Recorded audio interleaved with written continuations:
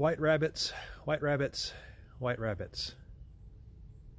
Good morning. Welcome to Morning Qi Gong. This is the Levi Tai Chi School. I am Lao Shi Paul Nettles, and it is a beautiful Sunday, November the 1st. And I am not Welsh. I actually am a little tiny part Scottish, and I know you couldn't tell from yesterday's debacle with the Scottish accent. I'm not even going to try a Welsh accent.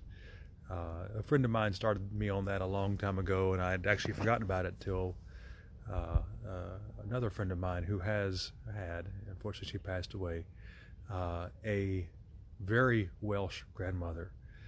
And that's a Welsh tradition to bring good luck. When you speak to someone, the first thing you say to them on the new year, on the new month, the first day of the new month, before you say anything else, you say white rabbits 3 times. That ensures good luck for both of you. So, not a firm believer in luck or so forth, but can't hurt, can it? All right, it is a beautiful morning. I hope the time change didn't throw you off badly. I know this is supposed to be the good one, since we gained an hour of sleep, but if you have pets like I do, who don't go by the clock, but instead go by their stomachs, then you didn't gain anything this morning at all. You just woke up at 6 a.m. instead of 7, or whenever you wake up. So, I'm going to run with it. It's a beautiful day. It's cool, not too cold. My jacket is fresh, washed, and out of the dryer, so it's toasty warm, and I'm happy. So, today's deep dive is actually our last deep dive, at least for a little while, unless we circle back to the beginning again. It's our last posture, stamp the earth. Now, I was thinking about this, actually most of the week I've been thinking about this, how to make this interesting. It's fairly quick in that there's not a huge amount of anything going on with stamp the earth other than a quick jarring of the body, which is intended to spark the adrenaline flow, to tell our bodies to begin to burn the energy that we have cultivated over the previous half an hour or so going through the postures. The main thing for me is that as I think about this, I realize that that's probably the most focused I am during the rest of the form, during the whole form. Not that I'm ill-focused during the form, but when I'm doing Stamp the Earth, it moves so quickly, it's hard not to focus on it. It's very difficult to be elsewhere in your head while you're trying to balance yourself on your toes and then bounce down without hurting yourself necessarily, and trying to exhale an entire lungful of air at one big go. It's hard to have your mind wander off then. I don't think I've managed it yet. Not that I'm trying too hard. Let's review the posture real fast one time, and then we'll talk about it a little more in depth, and I'll let you go back to your morning. So, Stamp the Earth, of course, is done from shoulder width.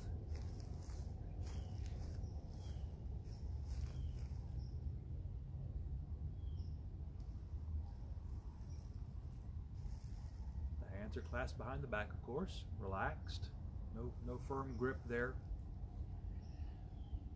Part of the enjoyment I get from the posture is breathing in quickly but timing it to my movement. So by the time I am up on the top of my toes, I have filled my lungs. So we'll breathe in, and then we simply bounce down into our heels with a good hard thump.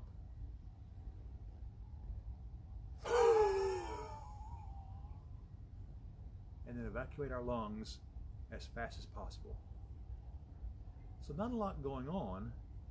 Breathe in, out. But it's a great balance challenge. It really makes you work to keep your balance, because you are on a very small point of balance on your toes. If you're on a smooth surface, of course, it's easier. Out in the yard, it's quite a little challenge sometimes, but it's a balance trainer.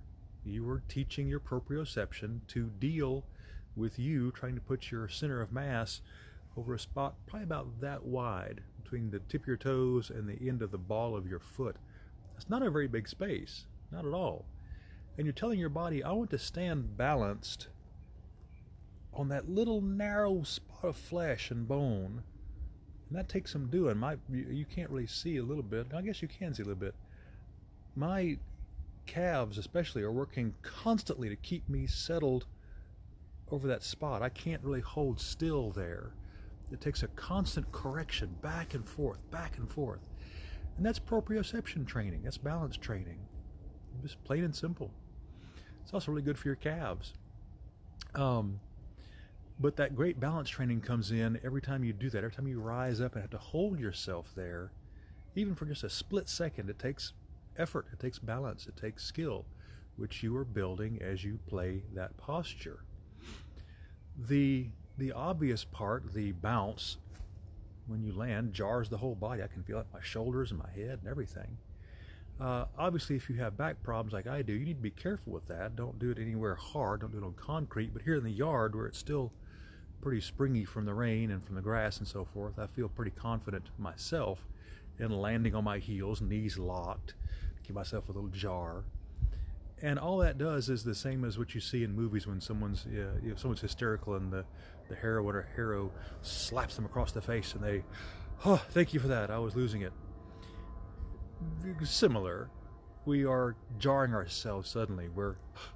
That's dumping into a cold bath suddenly, or into a cold body of water, or having a sudden shock. It revitalizes us. It puts us on edge for just a moment, and we spark for a second. And all that helps trigger the adrenaline. And this time we're not really counteracting it. Our rise up into our breath is fairly quick. There's not time to counteract that with a nice slow. No, we're rising up fairly fast. It's very difficult to come up slow. I assume we could if we wanted to, but that's extremely difficult. And so we get that little jump, that little burst that gets us moving, that gets us, okay, time to go, time to run, time to go. I equate it sometime with when you get real tired, especially when in college. It is a lot in college. I had a philosophy class after lunch, and I would get so tired, and our professor was so monotone, and I would be dozing off, and I would shake my head as hard as I could, and it would wake me up for a second. It would never last very long, but it was always a little something to come on, get going, get the blood flowing. Same thing. Again, the joy of it being fast enough, you can't lose focus. You've got to really focus on that balance, and then you bounce down. The main thing I find as beginners is that people are afraid of that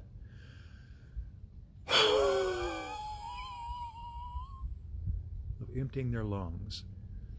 That takes a lot of force. I mean, you can really feel your diaphragm just rolling up into a big like a big mushroom shape, a big cap, pushing into your lungs to dump them out as hard as you can. It's tremendous exercise for your diaphragm because you're really forcing a complete evacuation of your lungs. It makes a lot of noise and might feel a little strange at first, and people kind of shy from that. And all I can tell you is, don't be ashamed of it. Don't be afraid of it. Don't think it's strange, because it's really neat. It feels cool. It really helps your lungs work, helps your diaphragm work and get stronger and stronger. Now, if you've heard me in class, you've heard me in the videos, my lung capacity, I'm not sure what it is anymore. I haven't had it tested since college, but I'm certain my lung capacity is a much deal greater than it used to be. When I yawn or I breathe in, I can breathe in for quite some time before I fill my lungs completely. My alveoli have really expanded and opened a lot. So when I breathe out, it takes quite a bit of doing, quite a bit of sustained effort to empty the lungs. That's the point. The more you work to empty your lungs fast, the stronger your diaphragm gets. The more you do these postures, the more you play the form, the more lung capacity you gain, and the harder you have to work to empty your lungs. So your diaphragm has this wonderful, endless kind of a treadmill to work on. It can get stronger and stronger and stronger and just keep getting stronger and keep getting stronger. We discussed it in class before, especially last Sunday we discussed it, about the incentive spirometer and how the main exercise given to you in a hospital to prevent and to help with things like COPD and emphysema, where fluid builds up on the lungs, is something that makes your diaphragm work harder. That's literally all it is. You're blowing against pressure, making your diaphragm strain. It's lifting weights for your diaphragm. We're doing it without the toy, without the $1,000 medical instrument, without the need for other things. We're not blowing into balloons or blowing into any kind of a restraining device. We're working against ourselves and the natural limitations of the size of our throat and our esophagus, our trachea, I should say. But it's a great tool you have with you all the time. Sure, it sounds a little silly. Who cares? It feels good, it's invigorating, and it's making your diaphragm and your lungs healthier. And let's be really, really honest right now. At the point we're at in this pandemic, healthy lungs cannot be a bad thing. I don't care if you believe in it or not. If you smoke, if you breathe the pollution we have in the air every day, if you work in an environment where you're around volatile chemicals or anything that's getting in your lungs, anything you do to make your lungs better is going to be an improvement. It's as simple as that. I mean, you know, if you live in Pineville and smell the creosote mill, making your lungs healthy is not going to hinder you in dealing with creosote fumes in the air. Healthy lungs are a good thing.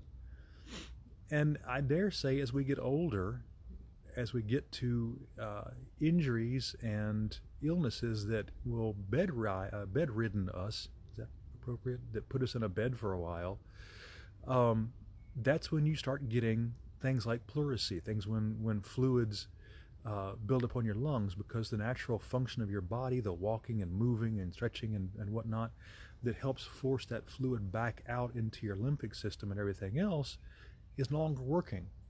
So that fluid starts to kind of build up and build up and build up in your tissues until you literally drown in your own lungs. And again, the incentive spirometer comes along and you've got to blow into this spirometer to keep your lungs clear of fluid, unless you've been doing this for weeks or months or years and you have an amazing lung capacity and you have this wonderful deep chest and you can breathe in and just have this massive balloon expand inside you, full of energy.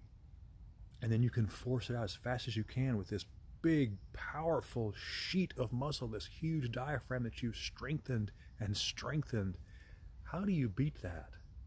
How can you possibly beat that? Or would you prefer, not doing it and sitting in a hospital coughing your lungs out because you can't breathe, because you didn't want to spend a few minutes outside in the fresh air with a very strange guy in an orange t-shirt doing a fun exercise? So, not a lot of mental. It's hard to focus when you're moving like that. But, like I say, the form itself, the posture itself, seems to hold you in focus. You have to focus to keep yourself balanced, and then to bounce, and then to breathe out and breathe in again. And it moves quickly, in a good way. So the focus isn't really an issue. This is more about finishing the form off with a bang, literally, with a nice invigorating, bracing thump on the ground, and off you go. Your energy's burning. Simple posture, fairly complicated execution. It takes a lot of balance and strength, which comes with practice. And then you're through. You go on to your day. It's become a part of you. It's part of your past. It's part of your building blocks that make you better. I will say this, when I was taught the Qi Gong form, I was taught an additional exercise that could be done at the beginning or the end. And I didn't stay with it a whole lot. It seemed to me at the time a little extraneous and a little silly, truth be told, but it's something you might enjoy. It's interesting, but it goes along the same lines of that invigoration of the body, that invigoration of that stomp on the ground, that bounce, and that is a gentle but brisk patting of all the skin surfaces. And that's done very simply. We would start usually in class with our torso, and we would simply start patting. I'm not hitting hard, just I'm got a little thump going there. And we would down through our abdomen and up our sides, and then we would work our way down our hands and arms, and down our arms and pat all of our arm surfaces, and then go down the waist into the feet, and then gently on the face, and then we would do gentle eye massages and just gentle pats along the softer flesh of the face and the ears and the head. And again, the same purpose is served. It's invigorating. It kind of gets you moving. It gets the blood flowing, the circulation flowing. Now, my excuse for not doing it is that I've got good circulation as it is. If you ever seen me, I can get this last little scratch and bleed like a stuck pig. I earned a set of very good veins and capillaries from my genetics, so I don't have a problem with my blood not flowing up to my surface very quickly. You've probably seen me blush a couple times. Even at this age, I still blush. My blood runs very fast, but it's a nice invigorating little thing to kind of just pat everything and get you going. All that is intended to do is get you vitalized, get you ready to move, ready to go and do your thing. And using that energy you've built up, you have this invigoration, this little freshness about you. Makes the day go easier. And you've seen me out here. I've had bad days when I could probably stand to have a little more invigoration, to pat myself down real good. Maybe we'll do it one day if I'm having a bad day and I think about it. But stamp the earth is not a difficult posture, and it's a nice reward after all the exertions of the morning, especially if you've been pushing yourself. Enjoy it for what it is. Enjoy it for that little bit of vim and vigor it's building with you.